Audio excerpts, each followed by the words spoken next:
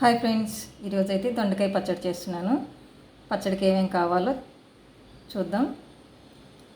150 గ్రాముల దొండకాయ ముక్కలు, 100 గ్రాముల పచ్చిమిర్చి, ఎర్రగా పండిన టమాటాలు 4, కొత్తిమీర, చింతపండు నిమ్మకాయ అంతా, 1 స్పూన్ జీలకర్ర, వెల్లుల్లిపాయ, 1 స్పూను నువ్వులు.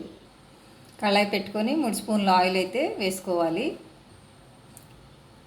పచ్చిమిర్చి దొండకాయ రెండు కలిపి అయితే వేయించుకోవచ్చండి. ఈ రెండింటిని బాగా వేగనిచ్చి మిక్సీ జార్లోకి తీసుకోవాలి.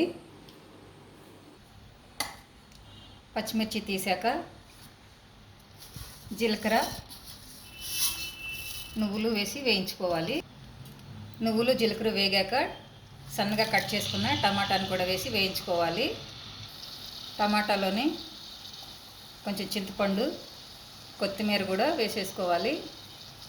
వీటన్నిటిని కూడా మంచిగా మగ్గనిచ్చి జార్లోకి తీసుకోవాలి. టేస్ట్కి సరిపడా ఉప్పు, వెల్లుల్లిపాయలు కూడా వేసుకొని మెత్తగా మిక్సీ పట్టుకోవాలి.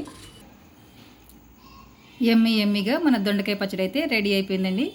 రెసిపీ మీకు నచ్చినట్లయితే ట్రై చేయండి. అలాగే మీకు ఒక చిన్న టిప్ అండి, దొండకాయలు చాలామంది పండిని అని పారేస్తారు. అలా పారేయకుండా ఇలా దొండకాయ పచ్చడి చేసుకుంటే పండిన కాయలు పచ్చడి టేస్ట్గా ఉంటుంది. కాయలు కూడా వేస్ట్ కాకుండా ఉంటాయి. మీకు నచ్చితే ట్రై చేయండి, లేకపోతే స్కిప్ చేసేయండి. రెసిపీ నచ్చినట్లయితే మీరు ట్రై చేయండి. నా ఛానల్ లైక్ చేయండి, సబ్స్క్రైబ్ చేసుకోండి.